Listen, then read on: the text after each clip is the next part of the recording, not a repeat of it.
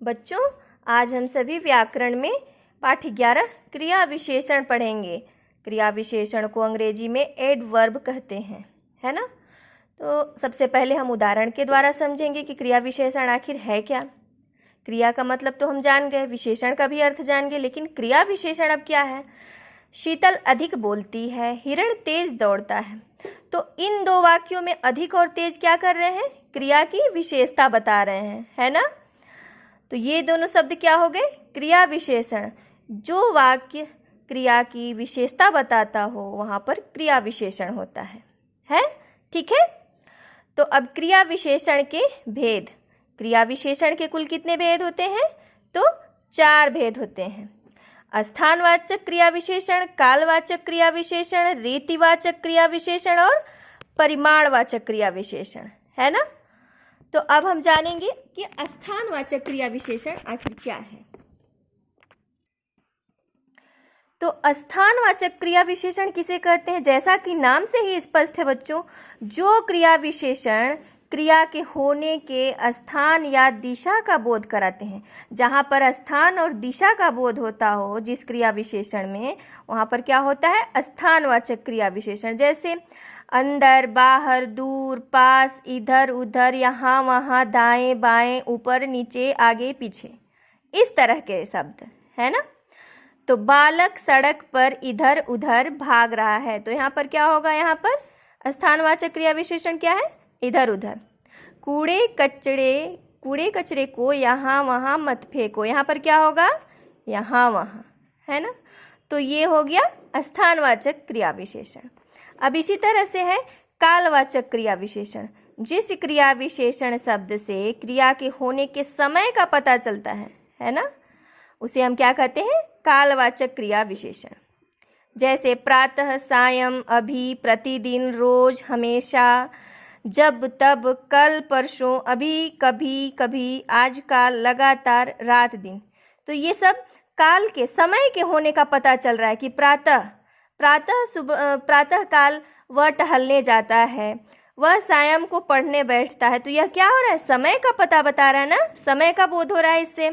अभी ये भी समय का, कभी कभी यह भी समय का जो बीत चुका, या कभी कभी ऐसा बोलते हैं ना, जैसे रात हुई थी कल रात को, तो ये भी समय का बता रहा है। तो जैसे देखिए, वे प्रतिदिन सुंदर कांड पढ़ते हैं, ये भी समय को बता रहा है। इसमें प्रतिदिन जो है वो क्या है? कालवाचक है। श्यामलाल प्रातः और सायंकाल सैर करने जाते हैं, तो इसमें क्या होगा? प्रातः और सायंकाल, यह क्या होगा? कालवाचक क्रिया विशेषण। इसी तरह से है रीतिवाचक क्रिया विशेषण, ठीक है। जिन क्रिया विशेषण शब्दों से क्रिया के होने के ढंग अथवा रीति का बोध होता है, जिसमें कार्य के होने का ढंग हो, और रीतिवाचक जो शब्द होते हैं उन सब का बोध होता है, उसे हम क्या कहते हैं? रीतिवाचक क्रिया विशेषण। जैसे जल्दी से, धीरे से, स्वयं, तेज, अवश्य, अचानक, बेशक, ये सब रीतिवाचक जो है शब्द हैं। तो संभवतः, ध्यानपूर्वक, रोते रोते, हंसते हुए, इस तरह के जो शब्द हैं वह रीतिवाचक क्रिया विशेषण की ओर संकेत करें। जैसे अचानक बारिश शुरू हो गई, संभवतः आज नरेश दिल्ली जाएगा, तो इसमें ये और ये क्या है? रीतिवाचक क्रिया विशेषण। तो ये क्या हुआ? रीतिवाचक क्रिया विशेषण। अब हम चौथा जो है परिमाणवाचक क्रिया विशेषण पढ़ेंगे। तो जिन क्रिया विशेषण शब्दों से क्रिया के होने की मात्रा, परिमाण से शब्द है, परिमाण से ही हमें समझ में आ रहा है कि जिसमें किसका बोध होता है? परिमाण का, है ना, नाप तोल का, इस तरह के शब्द। उसी तरह से देखिए रीति में, तो रीति वाले शब्द जो आते हैं जल्दी, धीरे से, उसी नाम से ही स्पष्ट है। उसी तरह से परिमाणवाचक में भी है। तो इसमें क्या होगा? देखो, मात्रा और परिमाण का बोध होता है। मात्रा और परिमाण का जहाँ बोध होता है वहाँ पर क्या होगा? परिमाणवाचक क्रिया विशेषण।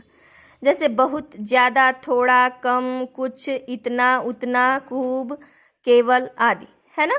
तो मेरा गांव लगभग उसके गांव के पास है, तो ये लगभग कौन सा है? परिमाणवाचक, है ना। ज़्यादा, यह भी परिमाणवाचक। तो ये क्या हुआ? ये उदाहरण किसका है? परिमाणवाचक क्रिया विशेषण का। अब देखिए विशेष में कुछ स्थानवाचक क्रिया विशेषण को पहचानने के लिए कहाँ और किधर जैसे प्रश्नवाचक शब्दों का भी प्रयोग किया जाता है। उम्मीद करती हूँ बच्चों आप सभी को समझ में आया होगा। जिसको समझ में नहीं आएगा वह मुझे बताएगा, मैं उसे फिर से बताऊंगी। ठीक है, धन्यवाद।